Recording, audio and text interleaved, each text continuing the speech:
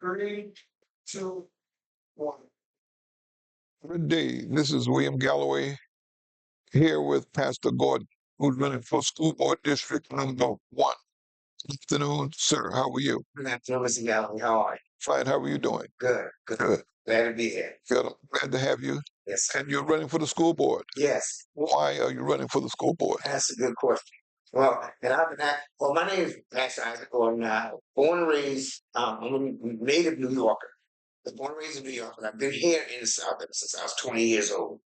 Um, when I came back to the South, well, I was there as a little child, back and forth Yes. during the summertime with my grandparents. And my education actually started here in Carolina with Freedom Mitchell School out in Yes. Sheldon, Yes. and then from there I went to Dale School. Then it was called Dale School, Yes. and now it's called James J. Davis. Yes. But I started my education here. I've been married now for 34 years.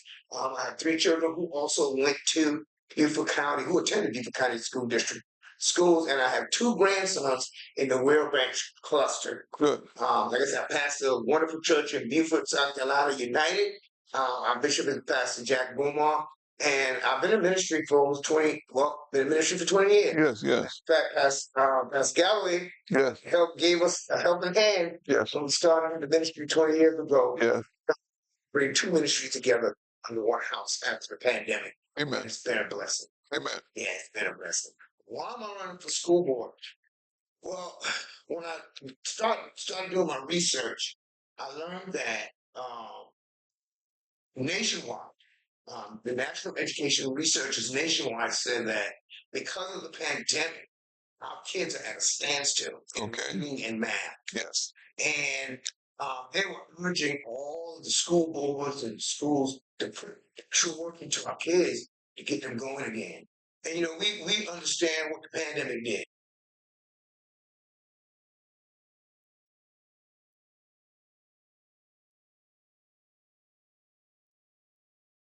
Yes. Because the parents had to go to work. Yes. And kids home with their laptops. Yes. And the older grandparents necessarily wasn't on top of those kind of things. So it set the kids back. We had Yes. teachers Yes. during the pandemic teaching virtual school, and they had their own kids Yes. doing virtual school. Yes. So all of those were challenges. So it kind of slowed everything down. But one of my main reasons for running is when I look at my district.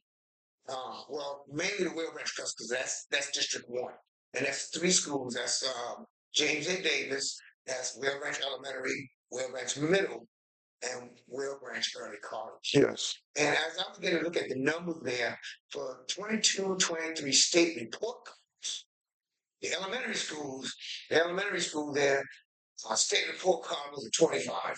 Yes. What does that mean? 25. That's unacceptable. It's unsatisfactory, Okay. according to the state. Yes. That means that our children are in jeopardy of not becoming a graduate. Yes. And they start from then, Yes. until they go into high school. But they don't. They say that the kids don't meet the profile of a South Carolina graduate. Okay. So we move them on. And the thing about it is, with the elementary school, what I learned with the numbers was 12%, only 12% of the kids in elementary school pass above or grade level. 12. 12% 12%. in reading and math, only 12%. And 22% on grade level, on or above, didn't meet the math. Well, Mr. Galloway, like I said, the question you asked was, Yes. why am I running? Yes. Like I said, the schools that, especially in the Whale Branch cluster, Yes. they have something where we got the early college, high school, Yes. and they say this. Beaufort County says, the minute that we sign your child up for pre-K, we enroll them in college, Yes. and that's only because of the Whale Branch Early College High School. Yes. And that's all good. Yes. But if the system is broke, by the time they get to the high school, then it's not working like it needs to work. Right. You know what I'm saying? So, and my thing is, if this is how it is, then that means that we're sending our students from one school to the next unprepared. Yes. We're sending elementary kids to middle school and they're unprepared for middle school. And I commend the high school because they have been managing an average state report card. So they've been really putting it into kids once the kids got to the high school. Yes. So I commend them for that. I commend them on that. But one of my other issues is this: when I look at Whale Branch Cluster on this side, Yes. and it's three high schools on our side. There's Battery Creek, Beaufort High, and Whale Branch Early College. Yes. Now 22. Now the numbers just came out for 23, 24, but 22, 23. Battery Creek was 51, Beaufort High was 52, Whale Branch was 54. Okay. Now here's my issue. We're north of the broad, as they call us. Yes. When I go south of the broad, Bay River, Yes. Bay River State Report Card is 64. Yes. Bluffton High State Report Card is 74. Wow. And I'm saying, wait a minute, there's something wrong with that picture to me. Yes. Something wrong with that. Sounds like it to me. Yes. So, I'm saying, okay, how come we got such a drastic gap in between the two schools? So what I'm saying is the same resources, the same high quality curriculums that they get over there, we want them over here. Of course. And so they're not equal? I wouldn't think they are. I wouldn't think they're equal. I would say that the high school south of the broad, everybody can look over the fence.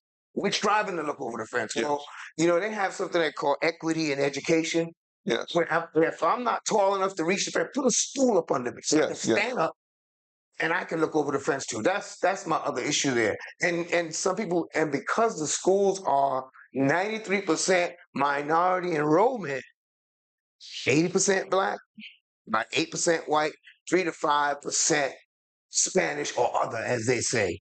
You know, and maybe it's not like this, but it could be saying, well, wait a minute, majority of the kids over there are minority, so we don't have to put as much into it, or they pay more taxes in Bluffton. That's the other big thing I've been hearing.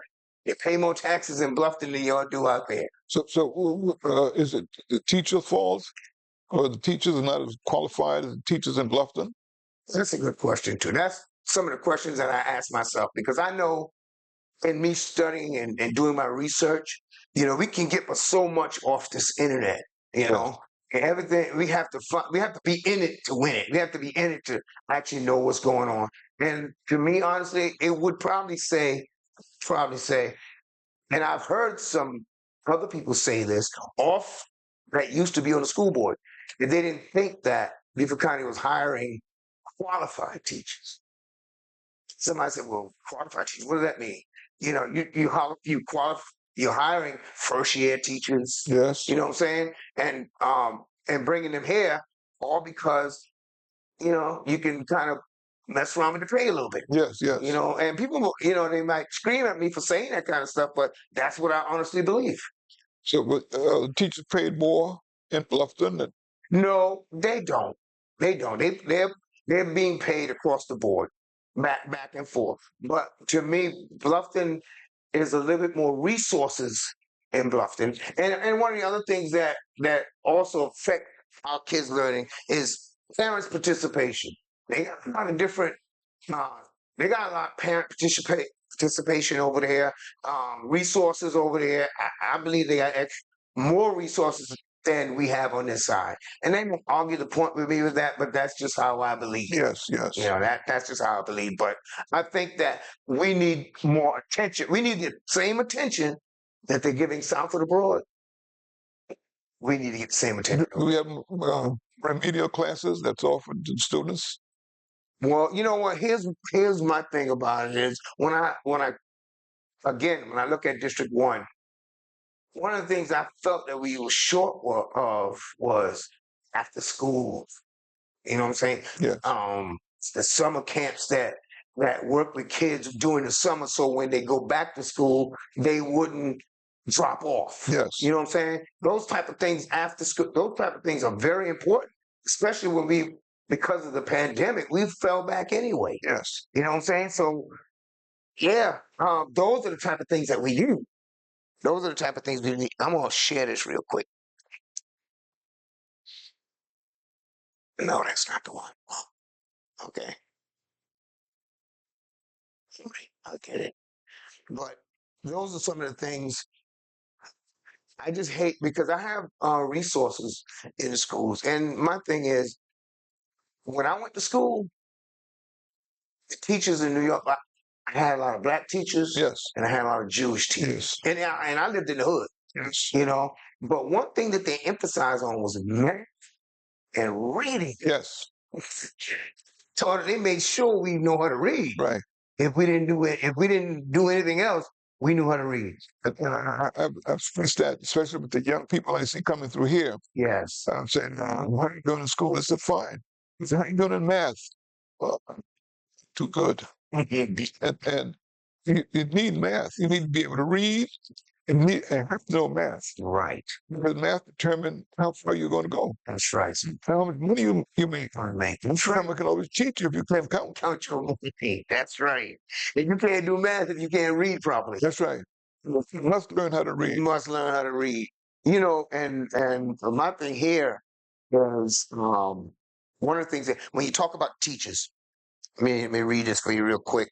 When you talk about the teachers in our district, or not just our district, uh,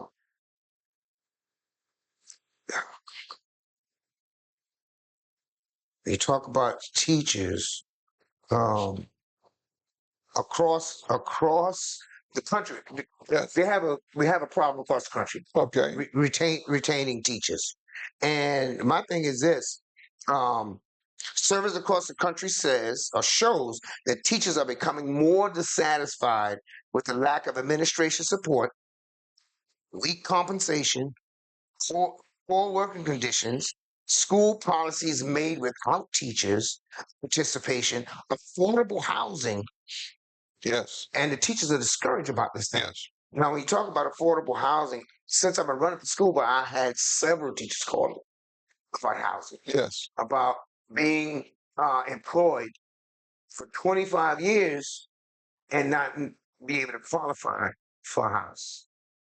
Now, if I learned something the other day, and someone had told me this, but I haven't verified it, that it was a while back that Beaufort County was allowed, had vouchers and down payment situations to Yes. help teachers, get housing. Because if we don't, we can't keep them. That's correct. We can't, and if we don't pay them based upon the cost of living, we're in trouble.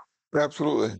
We're in trouble. And just like there's a different generation of children, there's a different generation of teachers. Of course. You know, when I grew up, teachers would be teaching a lifetime. Yes. You know, but these days and time, they say the average length of a teacher is 3 to 5 years across the country. That's pretty sad. That's sad. When I went to school, they stayed for 25, 30, 40 years. That's exactly right. And they were dedicated. That's exactly. And they made sure that I, who was a slow student at the time, they made sure I got it. Right. And you come to your house, they send a note with your parents, Yes. to parents, and say, the child is not doing good. Right. Just sign it and send it back. That's exactly If the right. child did not bring it back, then they know something went wrong. So they come over to your house the next day. That's exactly right. Yes. That's exactly right. Well, and they have some resources here for parents, you know, being involved in this too, because that plays a big part. You mentioned parent participation. Yes. There's not very good participation by the parents. No, it's not in our district. It's not. It's not. And I've been a bus driver, school bus driver for almost 20 years now. And I've seen the non-participation of our parents. I've seen them at the baseball. I've seen them at the games. You know, I go there, and the other side is full up with people, and our side is lacking. Yes. You know what I'm saying? So I've seen that, but where parents got to realize they're part of their children's education. Yes. And they have to be involved. Check those children book bags when they come home. Make sure you connect with those teachers 2, 3 days a week. And they have programs now where you can hook up on your phone and see what your child is doing. So that's a very good program. It is a very good program. It is. And there's students graduating from school, maybe not Beaufort County schools, but can barely read. And as you mentioned before, it started in the elementary school. We have to get it there. They have to get it there. Once you get the foundation, Right, right. Well, you know what? You say not in Beaufort County schools, but here too. We have that problem.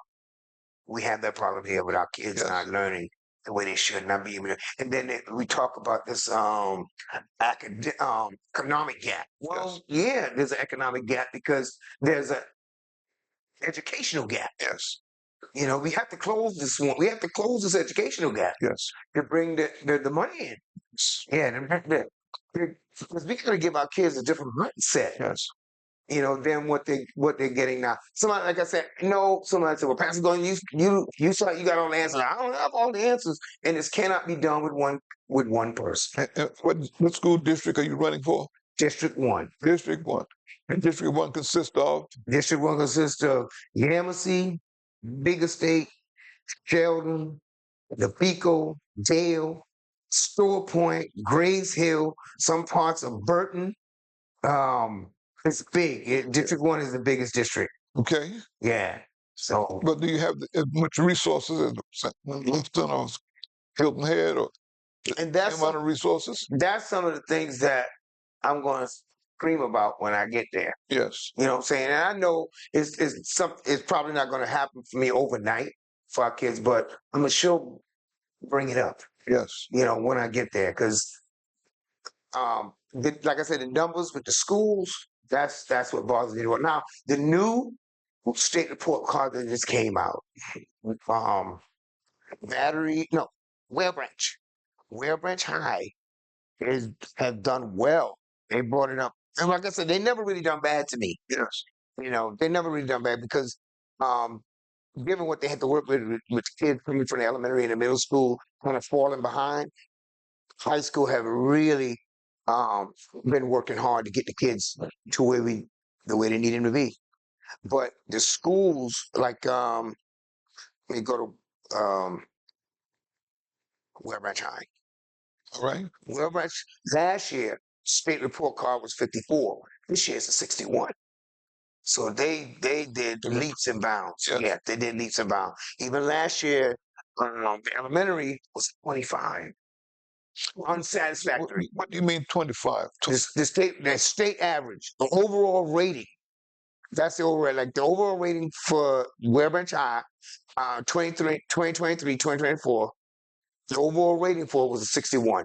Okay. And the elementary school last year was 25, which is unsatisfactory. The kids don't meet the profile of a South Carolina graduate. 25 out of 100? 25 out of 300. Okay. 300 students. Yes. Yeah, so Is that 25%? I'm thinking that's 25%. Yes.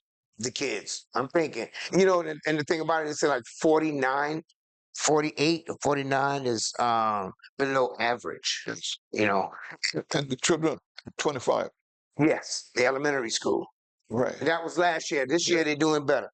This year I think they're doing right at about a 45, which is average. Yes. Average. So that's much better. That's much better. But the thing is, it's being consistent. Yes. We have to be consistent with these things. And I know things happen and things take place, but all of it, we can't blame the district for everything. Like I said, parent participation is important. Absolutely. Join the PTO meetings. Get yourself in the mix. Yes. When there was the pandemic, we was in Somerville and we opened up our home to family members. It's 2 young kids. One was in 8th grade and the other one was in 10th grade. One was going to Ware Branch Middle. The other one was going to Ware Branch Early College. And like I said, the programs that they have in place for you to see what your children is doing, it's there. It's there. The parents just need to get involved. All right. Parents need to get involved. Because me and my wife could see where the children were at, what assignments they did, what assignments they didn't do, and then go and email the teacher, contact the teacher, and say, hey, can he make this up? Yes. Can she make this up for the year? So the programs is in place. Like I said, all of this is not the district. All of it's not because we can't retain teachers. All of it is not because we don't have parent participation. But if we put all this stuff together, I think we can make a difference. So we need more community involvement. Or churches and pastors need to be involved. Yes, sir. Try to encourage parents. Yes, sir. Yes, sir. That's exactly right. So that's, that's somebody say, well, that's why you're running. Well, you know what?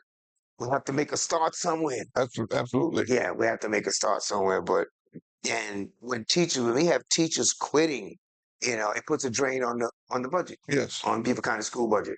When and it negativity negatively impacts our children's future. Yes. It does. Okay. So, Now, you may not be able to answer this, but when it's in Beaufort and they want school bond referendum passed to get more money for the teachers, I was asking minority teachers right. because it seems as though there are white teachers teaching in a predominantly black school Correct. where they're here for a couple of years to get their student loan wiped out, and they leave. They go. So, do they have the dedication? I asked that because I saw a disparity between the black teachers hmm and the Hispanic or the white teachers. hmm They seem to go someplace else, and the ones who may not be as qualified, and that may not be true, go to Ware Branch School or some of the other schools in the predominantly black schools. My point, and you made a very good point there because some people might say, "Oh, you can't say that." No, but when you look at the way things are going, it gives me a right to actually say that. Okay, it might not be true, Yes.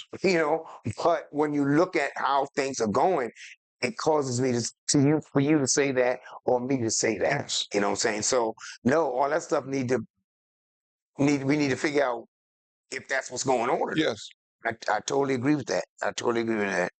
And like I said, everybody say, well, we know we got to look at the teachers. We have to look at the teachers. Yes. That's a must. That's a must, no matter how you go. But we have to look after everyone Yes. that's around our students. That's right. Our teachers, our bus drivers, the ESS workers that help in the school, Yeah. where the teachers come short, the janitors. We have to look after everybody. Yes.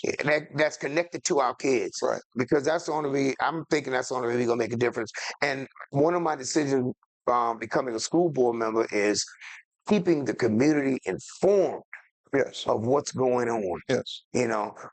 Making sure that when schools start, the principals are meeting the parents long before school start. Yes. You know what I'm saying? Because we had a lot of meetings here in District 1, but either it was after the school had done started or it was close to school start, and probably at certain times where the parent is still working. So those are the kind of things that you have to be on top of. Okay. And you run for District 1. 1. That's it. District 1. District 1. One of the other things that And you, Pastor Gordon. my name is Pastor Isaac Gordon. Yeah. We have to. Yeah, we have mention to your put it. name. You're right. You're right. You're right. You're right. Yeah, I'm Pastor Isaac Gordon. I'm running for Beaufort County School District for the board in District 1. And matter of fact, early voting started today. Yes.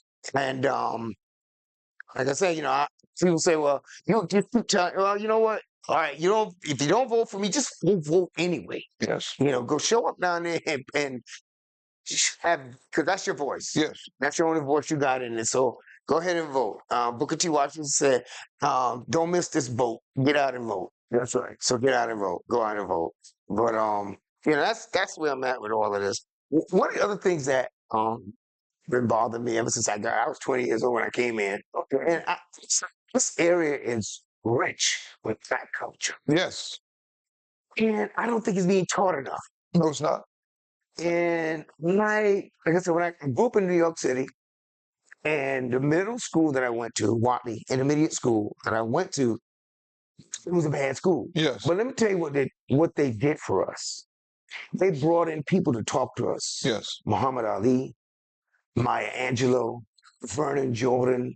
These people they brought into us to encourage us. Yeah. Even though the school was bad, these are the people that they had to connect with us. And when you look at the culture here, the Greek culture, and Harriet Tubman lived here. Yes. You know what I'm saying? But some of these things are not being taught in the area. Now you have some colleges, so I'm saying why can't high school teach it? That's right. Some colleges teach African American studies. Yes. So I went to in New York in my high school. My high school was Martin Luther King Jr. High School, and in ninth grade when I got there, Black History 1, Yes. Black History 2. Yes. You know what I'm saying? So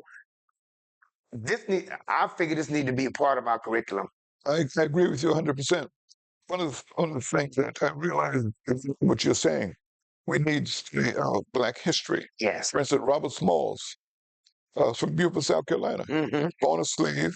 His father was a white man by the name of McKee, and he learned to see from his father. That's right. And he was able to take a group to Charleston, South Carolina, take a ship. When the white soldiers got off, white officers got off, they stole the boat and took it to past Fort Sumter and gave it to the Union soldiers. Right, right. And after they paid a lot of money for it, and they made him a general. Right. And he served in the state house for Yes, he did. 3 terms. Yes, he did. Yeah. And the system was changed when the president changed the system, voting system. Blacks were put out of the Senate, out of the House. Right. No. And but they were, and I was wondering, so why do we have only 3 or 4 miles named Robert Smalls, and another man go from Yamasee all the way into Beaufort? But we need to learn our history. Yes, we do. Yes, we do. The men saying that we don't know. Yes. Penn Center was the first school for free slaves over here on Sahel Island. Right. My granduncles, great granduncles that attended that school. Mine too. Yeah. And those older people in the 80s and 90s and 100 you could read. Right. And then, yes. And you can read everything. Yes. Now we have children and grade I don't think they can spell their own name. No. And sometimes you can't read the name. No, you can't. No, you can't. No, you can't. But the people, you know the name. That's right. Now I was watching the news and they had in Florida, I guess they passed a bill to teach Black history. But then they want to change the they want to change how our Black history was. Yes. They want to tell and I seen Kamala Harris had to go down and say, no, y'all crazy. Right. We're not changing how we came. It was like the blacks benefiting to learn how to plant. Yes. We been know how to do that. That's right. We came here with that skill. That's right. When you go to if you go into Ward Charleston and that plantation right there at Harriet Tubman Bridge, Yes. Memoirs Plantation. Yes. I went there for little, and that plantation had a little over 2,000 slaves. It was the biggest rice producer in South Carolina during slavery times. And the guy who did the tour told us the reason why they were the biggest rice producers because of an old West African slave. Yes. That taught them how to grow rice in brackish and fresh water. Yes. And that's why. So you didn't have to teach us that. That's right. We came with that information, and that's when they had so much slaves, and that's when Harriet Tubman said, "Oh no, y'all got too much slaves here. Come on, y'all, let's go, let's get out of here." And that's why the bridge is named Harriet Tubman. Right. But we have to know where we came from. Absolutely. Especially this next generation. Yes. Yes. Yeah, they hadn't seen some of the things that we've seen. I mean, I hear my mother talk about Beaufort County and the white and black water fountains and stuff like that. I never really experienced that, but I was a truck driver. Yes. Cross-country truck driver, so I experienced a little bit of stuff in my time when it comes to prejudice. So we have to teach this stuff to our kids. Absolutely. No matter who's offended by it. Right. I'm sorry if you're offended by what your foreparents did to us. Right. But we can't help that. The largest slave owner in the United States was Thomas Haywood. Thomas Haywood from Richmond, South Carolina. He owned 16 plantations. 16. Thomas Haywood. I didn't know that. And he was a member of the Confederacy. Yes, he was. And his son, Thomas Haywood Jr., was also a member of the Confederacy. He signed the Declaration of Allegiance to the Confederacy. Thomas Haywood Jr. signed the Declaration of Independence, and his father got upset with him about it. But they made up before he died. And Thomas Haywood Jr. is buried over in the old house section of Beaufort, with Ridgeland. Really? Right behind the store. Oh, yeah. Okay. The largest slave owner in the United States. Right here in Jasper County. A school named after him right here. Yeah, Thomas Haywood. Yeah. Thomas Haywood. That's exactly right. That's exactly right. So, like I said, those are some of the things that we need to instill in our generation. And also going to the museum, African American Museum in Charleston. Right. Heard about it. I have not had been time to get there yet. We can really learn a whole lot. And it's so important. We learn where we come from. So we don't take every opportunity to learn. Exactly. In the first grade, parents would teach their children from grade number kindergarten. Right. So you must learn. Yes. And they insisted that they learn. Yes. I mean, stop blaming the Hispanics or anybody else, but it's not their fault. No. No. It's our fault. Yeah. The books are there, and the teachers are there. We need to learn to get it together. Yes, that's exactly right. You know, you talk about reading. Like I said, the schools I grew up in, they emphasize reading and math. Yes. Now, I was looking on something online the other day, and I got it off the line, you know, that they want to put more emphasis. They want to keep the emphasis in reading, but they want to put more emphasis in technology. Reading and technology. When I read that, I was like, that's got to be insane. Yeah. But, you know, when I grew up in New York City, and we could walk down 125th Street. My mom would buy me Black History comic books. Yes. Because there was somebody that did comic books Yes. out of Black history. Yes. And she used to buy me the other stuff too, but she used to make sure that I get the Black History comic book. So I read those things. Well, and me being able to read like that, when I left my middle school, I had the highest reading level in that school. Amen. I had a 12th grade reading level in 8th grade. Yes. But it's because I read Yes. constantly. My room was full of books. And if you don't think that, it works, y'all. It sure does. Sure does. It works. And start way back in kindergarten. That's right, sir. That's right. Yeah. And we have to do parent involvement. We have to. You know, before I went to school, I knew how to write my name. Yes. You know, when my daughter went to school, she knew how to read. 5 years old, she was reading. Yes. You know what I'm saying? But these are the things that we have to, as parents, we have to get on the board. Yes. Yes. We have to get on the ball. We have to get on the ball. And I'm almost done. But one thing I do know, in the generation that we live in now, this generation here, Yes. this is a new generation Yes. that we are living in. It's no longer 2005, 2010. This is 2024, and the kids are different. Yes. So we need new ideas, Absolutely. new strategies Yes. to make sure that our kids get what they need. Yes. I've been driving school bus now for 20 years. Yes. All right. Now, when I started 20 years ago, the kids I left it for a minute, done some work in Somerville, Charleston, still in transportation, came back. Now that I'm back, I'm in the same area that I started 20 years ago, which is my area, Sheldon. So the kids that I'm transporting now are the kids that started out 20 years ago. It's their kids now. Yes. Now, and the thing about it is, the kids, they different from their parents. In what way, Pastor? I'm glad you asked. Pastor Gordon. The same strategies I used to use on that bus to keep them quiet, to keep them still, to keep them sitting down, to keep them not cussing and carrying on. It worked back then, partially. But now, these kids, I got to constantly say it to them over and over and over again. Sit down, be quiet. They're a different generation. Yes. And you know what the kids are asking me? You know, one child asked me about their parent. Oh, my mama good or bad? I said, your mama was good. Now what you gonna do? That's right. What you gonna do about it? And it was just amazing that, you know, they say 20 years is a generation. Yes. And I've been driving bus for 20 years. That's my last year. I'm done. I'm hanging up the steering wheel, so to say. Yes. But I won't be doing it anymore after this year. I won't be driving. But that's a new generation, and we're all responsible. It's not one person. we're not. You can't say, well, this one been in the seat for 30 years and they did it. No. Because he can't do it by himself. That's right.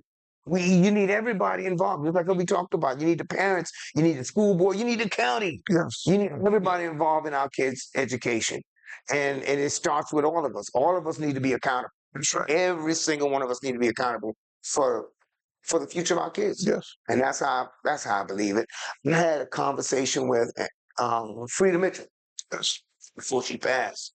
And I was trying to get some stuff done with some daycares and stuff. And, she was an advocate for that kind of stuff.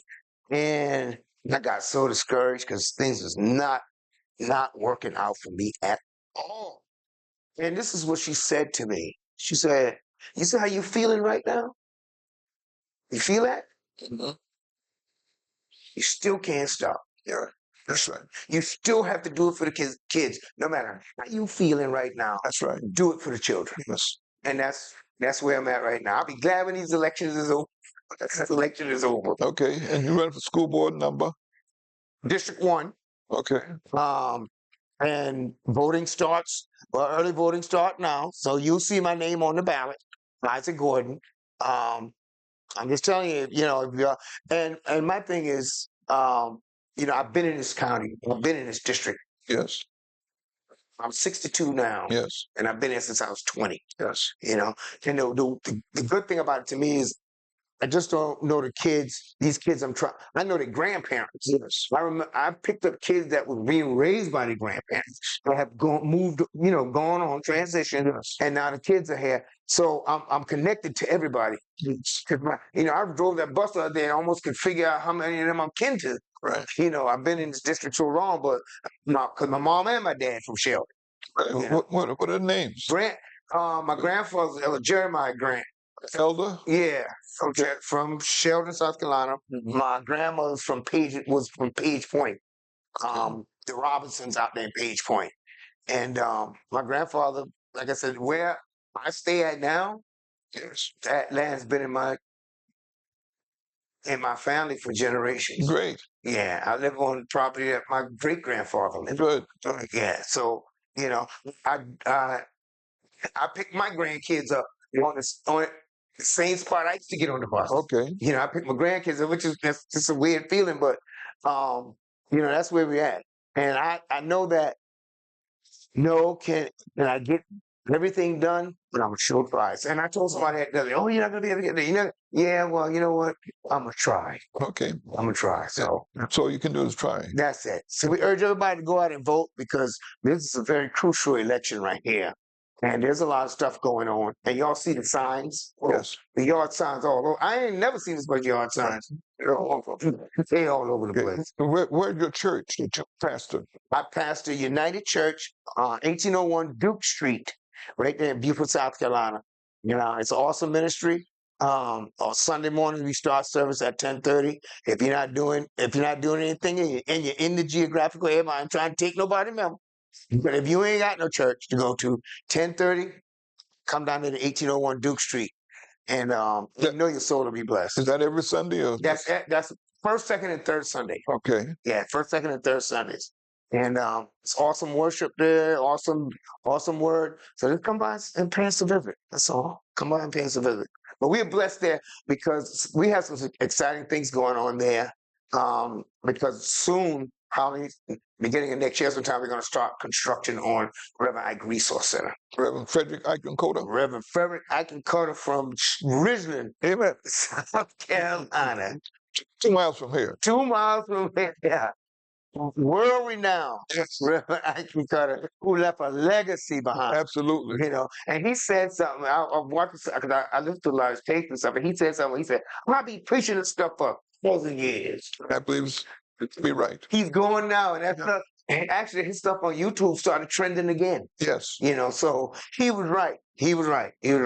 And the Resource Center is going to be so powerful because you know what? We're going to show mostly our youth. Yes. Reverend Ike, you can do anything you want to do, be who you want to do because of the God in you. Yes. And we're supposed to put a lot of his memorabilia in there. One of his Rolls Royce supposed to be in there. Okay. The Resource Center is going to tell a lot of his history. Yes. How he went from nothing. Yes. to everything. That's right. I remember when he came to Beaufort. Really? Yes, a long time ago. He was driving a green '52 Chevrolet. And I went to the military. And before I went there, he got red convertible Bonneville. Oh, okay. Once I came out of the military, he had a 1964 Fleetwood Cadillac. From then on, no. That's it. And you know what the thing about it is weird because with me, came full. Growing up in New York City, my pastor, she was a lady pastor, but she was from Richmond. Yes. She was related to Reverend Ike. Right. And we used to listen to Reverend Ike all the time. Just before service, we'd be in the fellowship hall, the radio playing. We used to be listening to R.W. Shamba and Reverend Ike. Yeah. Those were the two people we listened to. Yeah. So I always listened to them. And then when I used to come across the George Washington Bridge as a child, we used to see the Miracle Star. Yes. Down. I didn't know what it was when I was a kid. Right. But as I got older, be like, that's Reverend Ike, Miracle Star. The Palace. That's it. Palace. United Palace. That's exactly right. It's just weird that now I'm here pastoring Reverend Ike Church. That's some weird stuff to me. And the Resource Center was supposed to have a Miracle Star up. Yeah. Open a Miracle Star up. So I'm excited about that. Very excited about that. Be able to be a part. Like I said, Pastor Jack saw this vision. Yes. I didn't. Right. When he called me, I was like, huh? So he says, talk to God. Okay. Speak to the Lord first. Right. You know, I was like, Lord, you know, but that was God's plan. Okay. That was the Lord's plan. And let's tell us a little more about what's going on now. Then we can wrap it up. Yeah. I'm running for school board in District 1. My name is Pastor Isaac Gordon. Like I said, you see my name show up on the ballot. We urging everyone to please get out and vote. This is early voting. And early voting has already started. Find out where the precinct at in your area where you can vote. I know in Beaufort it's at John Galt Street, right there at the voters registration. Yes. That's where you vote at. I'm not sure about the address in Bluffton, but check your information and go vote. Go vote because we need everybody voting this time. And everybody voting. So, correct, Pastor Gordon. Much success. Yes, sir. Thank you. We'll keep you in prayer. Keep me in your prayers. Yes. And I appreciate you. I have to say this. I appreciate the Galloways. Yes, when we started ministry 20 years ago, yes, sir. You were there for us. Thank you. You're one of the people that you taught me how to do a funeral. Yes, sir. When I was 39 years old, when I became the pastor, and you walked me through. Okay, here's what we got to do, Pastor Gordon. All right. But I appreciate you. Yes, sir. And I thank you for that. Appreciate you. Thank you for that. Thank you. Well, God bless you. And I appreciate being here. For those that don't know, I got my start in radio at WVGB in Beaufort, South Carolina. That's where I learned radio. Right. And that put me in love of radio. I love radio. So I appreciate that, Mr. Galloway. And also, we'd like to encourage everyone to support WVGB and Praise 94.5 and Jabbar's radio station. WKWQ 100.7. 100.7. They need your support. Please support those radio stations. Yes. God bless you all. Thank you. Thank you. All right.